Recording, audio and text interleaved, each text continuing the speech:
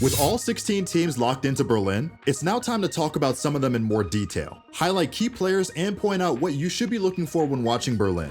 What is going on, ProGuides family? It is your host, Sergeant Frost. How are we doing? Berlin is fast approaching, and with only 3 teams returning from Iceland, this tournament looks to have some fierce competition. Can Sentinels hold on to their crown? Will Europe rise up and snatch the title? Or will there be a dark horse region coming to take it all? Questions like these make the next international LAN event so exciting for us viewers. So let's get into the teams competing. NA's #1 seed is of course Sentinels. Most of us already know the story of Sentinels, but for those who aren't caught up, or for those who have just only gotten into esports, Sentinels are the reigning champions in international competition. They had a clean run at Masters 2 in Iceland without dropping a single map, and they didn't get complacent with their success, as they are hungry as ever to win. This team has some of the best players in NA in their respective roles, with THIEVES and Shazam being their 2 standouts on this already stacked roster. THIEVES is this team's X factor. He has the potential to take over an entire game with his chaotic playstyle and his insane mechanics. Whether they lift the trophy again is yet to be seen, but without a doubt, Sentinels were the favorites going into Berlin.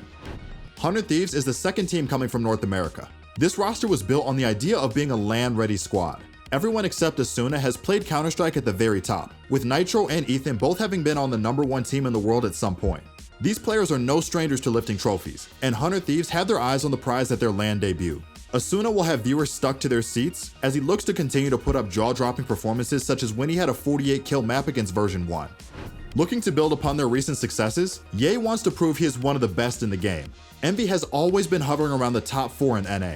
The team recently added Ye and Marv to take over the duelist and controller roles, and ever since, they have looked like a real contender for the region.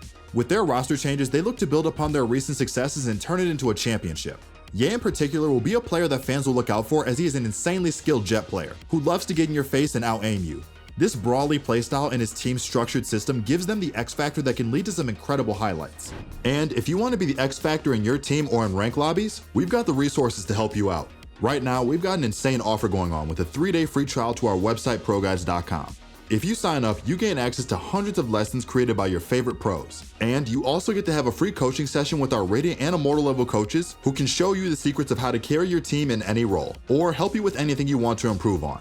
If you're serious about climbing up the ranks and beating the competition, you'll definitely want to take advantage of this offer. Brazil is a region that many local fans will tell you is filled with explosive duelists and one of the most mechanically stacked regions in the world. Neither Vikings nor Sharks made true of that promise. But with another LAN, another set of teams look to put Brazil on the map for the casual viewer. If you were to compare any team in Brazil to the Grim Reaper, it would be VCT.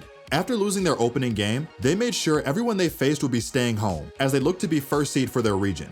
On their run, they eliminated Gamelanders who housed Muerza, a player who is considered to be the best in Brazil. They also sent both Iceland representatives in Sharks and Vikings packing, before crushing the dreams of Furia in a very close 2-0 win. This team's newfound success is partially on the back of their newly signed jet player, Heat. When I say this guy is a jet one trick, I mean it, as he has played all 127 maps of his career on the Agent, posting an impressive 0.95 kills per round.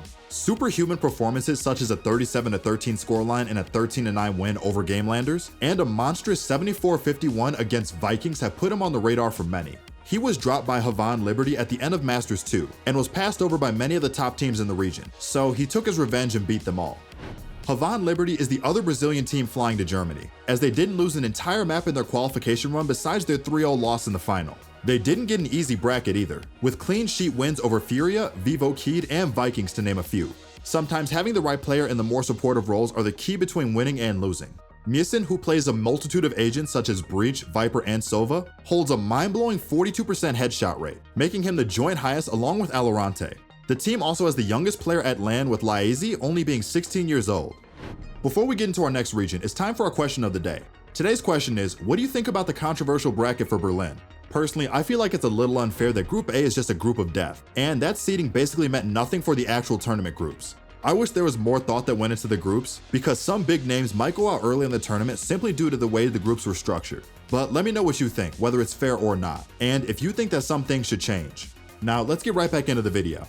To finish up the Americas, we have Crew Esports, the Latin American representatives. Crew is one of 3 returning teams, which means that they have proven that they've solidified their position as the top team of their region. While Crew didn't exactly blow anyone away at Iceland, the fact that they're still at the top of their region means that they've definitely powered up, as every region has been fighting hard for their positions at Berlin. If the Latin American region has been fighting as fiercely for the spot as other regions like NA and EMEA have, then we might be in for a show. From the new world to the old world, we now head over to Europe. Fnatic and Liquid represented the EMEA region previously, but neither are going to be taking the short flight to Berlin. People have always said that Europe is a super stacked region, and I don't think EMEA could have gotten a better 4 representatives this time around. First up, we have ACEND. ACEND is often jokingly referred to as CNED and Friends. In reality, this is a team of 5 incredible players. ACEND upset Heretics to win Masters 1, and then failed to qualify for Iceland, leading some to believe that it was a team that simply relied on CNED performing. But since the addition of Zeke, this team has been rolling through qualifiers and their competition. CNED is regarded by many to be the best jet in Europe and potentially the world. The Turkish star pulls off the unthinkable regularly, and I can't wait to see him and TENS face off. While CNED is a relatively calm guy, Starkso is a complete opposite as he wears his emotion on his sleeve for all to see. We are currently in a Skye meta, and as one of the people who were playing her before she was cool, Starkso has seemingly mastered her and uses her kit to produce explosive plays and enable his team's aggressive playstyle. G2 is the 4th seed for Europe, an impressive feat considering how their new roster has only been together for a short period of time. The team is now composed of Mixwell, who is now playing Sentinels for the team now, Nukie, one of the best Raze players in the world, and a key part of Heretic's success, Avova, a controller player who you can never count out in a clutch, Cole Dementa, the previous IGL of ACEND, and Kellox, who is tearing up the European Tier 2 scene. This team is a plug-and-play super team that is a dark horse for the title. Next up, if any of you have been paying a lot of attention to the European scene, everyone knows how good GAMBIT is. GAMBIT has been the scrim gods of Europe for as long as I can remember, and they are finally translating it into tournament results. Most teams have a star jet player, but GAMBIT does things a little bit differently. Nats plays Cypher, Killjoy, and Viper for the team. Watching him defend bomb sites by himself is beautiful. I wish I could isolate opponents like he does when outnumbered. Even if he's alone on the site, teams turn the other way in fear. There's a reason why he is in the conversation for the best Sentinel in the game, and I hope to see some of his defender magic in Berlin. Supermassive Blaze is a new Turkish project team. Similarly to G2, they aim to be a super team with some of the region's best players. The firepower this roster has allows them to click heads when all else fails, allowing them to never be counted out of a round. It says a lot about Izzy that the team signed 2 other jet mains, and he was chosen over Rust and Turco to play the agent. I saw some in the Turkish community compare him to CNED or even say that he could be better than his counterpart. And with the recent 2-1 victory over ACEND, this isn't a conversation that will be ending anytime soon.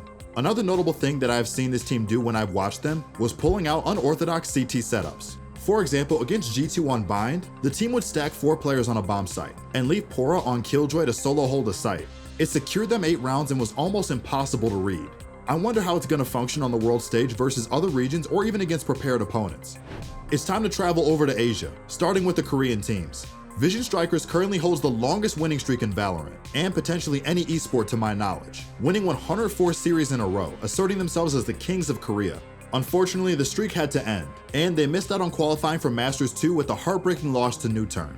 With the additions of Buzz, Lakia, and Mako, the team is stacked in terms of firepower. They essentially gunned their way through the Korean VCT qualifier, and they are looking very scary. The squad is very versatile and no one spot on the team is guaranteed, as they run a 6-man rotating roster, with players being swapped out on some maps depending on player strengths.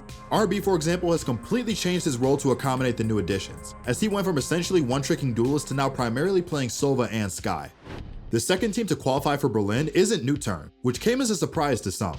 Rather, it is F4Q, a team made out of 5 streamers. That being said, they definitely aren't like Shroud and the boys, playing VCT for fun. They're gunning for a prize at Berlin. F4Q are a very competitive team in the region, and of all the Korean teams that could have possibly stopped Vision Strikers' 104-game win streak, F4Q was one of the few who had a possibility to do so.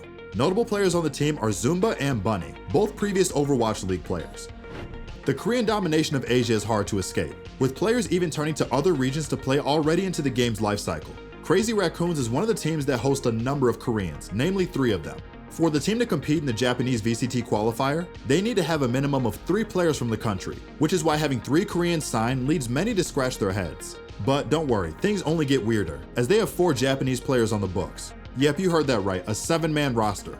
Unlike when teams sign a new player and they say they'll give a 6-man roster a try, only for some to be soon cut after, Crazy Raccoons actually meant it, with all 7 players making a regular appearance. In the final of Champions Tour Japan Stage 3, 13 different players made an appearance on the server. Crazy Raccoons are the 3rd and final team from Iceland who will be returning to face off against the best in the world. The other team in the finals of the Japanese Champions Tour was ZETA Division, which has 6 Japanese players signed.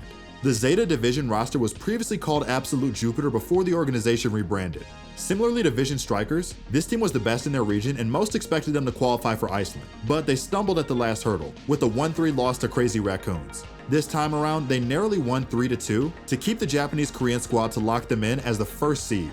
Last but certainly not least, we have the Southeast Asian teams. Paper Rex is one of the 2 teams that managed to qualify. Their entire roster was formerly their CS team, with the squad switching to Valorant together from CS in February. Since then, they came in 3rd at the Iceland qualifier, and they have only done better and better. When you mention the name Forsaken, many people think about Optic India and Word.exe CSGO meme. While this meme has a player under the name Forsaken, he is not to be confused with the Indian cheater. This young Indonesian is a jet demon and could be the breakout player of the entire event. A fun fact about Forsaken is that his brother, X-Accurate, was a professional CSGO player for Tyloo, the best CS team in Asia, and he will be looking to follow his brother's footsteps and achieve international success. To round out the 16 teams, we have BREN, the best team from the Philippines. This roster would have had a clean score sheet if they hadn't lost 2-1 to Paper Rex in the upper final, as they 2-0'd everyone they played and 3-0'd Paper Rex in the finals. While there isn't a whole lot of information about them, they're a dark horse that could totally make a dent in the Berlin competition. And there we have it, the 16 teams flying to Germany. Who are you most excited to see play? That's all we have for today's video. If you enjoyed it, press the like button, and while you're at it, if you aren't already subscribed, do so as you're the first to know about our latest content. This has been your host, Sergeant Frost, and I'll see you all again in the next one.